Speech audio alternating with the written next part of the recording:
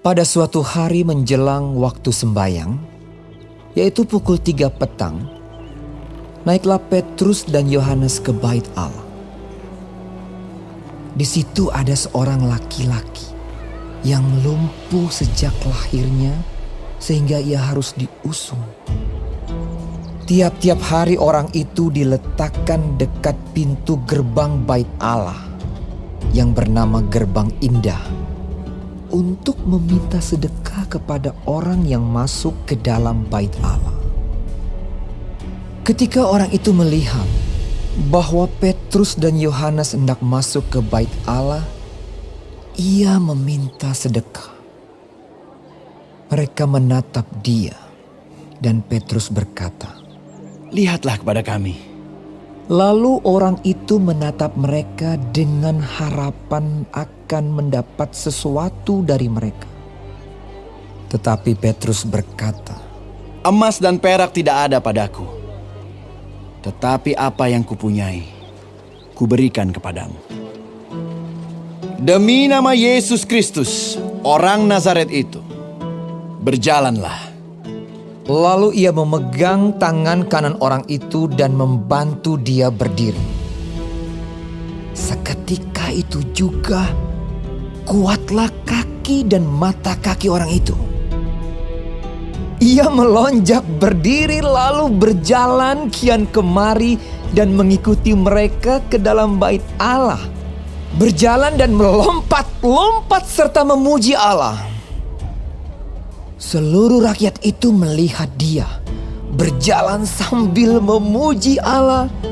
Lalu mereka mengenal dia sebagai orang yang biasanya duduk meminta sedekah di gerbang indah bait Allah. Sehingga mereka takjub dan tercengang tentang apa yang telah terjadi padanya. Karena orang itu tetap mengikuti Petrus dan Yohanes, maka seluruh orang banyak yang sangat keheranan itu datang mengerumuni mereka di serambi yang disebut Serambi Salomo. Petrus melihat orang banyak itu lalu berkata, "Hai orang Israel, mengapa kamu heran tentang kejadian itu? Dan mengapa kamu menatap kami seolah-olah kami membuat orang ini berjalan karena kuasa atau kesalehan kami sendiri? Allah Abraham, Ishak dan Yakub, Allah nenek moyang kita telah memuliakan hambanya, yaitu Yesus yang kamu serahkan dan tolak di depan Pilatus. Walaupun Pilatus berpendapat bahwa ia harus dilepaskan, tetapi kamu telah menolak yang kudus dan benar, serta menghendaki seorang pembunuh sebagai hadiahmu. Demikianlah ia, pemimpin kepada hidup, telah kamu bunuh. Tetapi Allah telah membangkitkan dia dari antara orang mati. Dan tentang hal itu, kami adalah saksi. Dan karena kepercayaan dalam nama Yesus, maka nama itu telah menguatkan orang yang kamu lihat dan kamu kenal ini. Dan kepercayaan itu telah memberi kesembuhan kepada orang ini di depan kamu semua. Hai saudara-saudara, aku tahu bahwa kamu telah berbuat demikian karena ketidaktahuan, sama seperti semua pemimpin kamu. Tetapi dengan jalan demikian, Allah telah menggenapi apa yang telah difirmankannya dahulu dengan perantaraan nabi-nabinya, yaitu bahwa Mesias yang diutusnya harus menderita.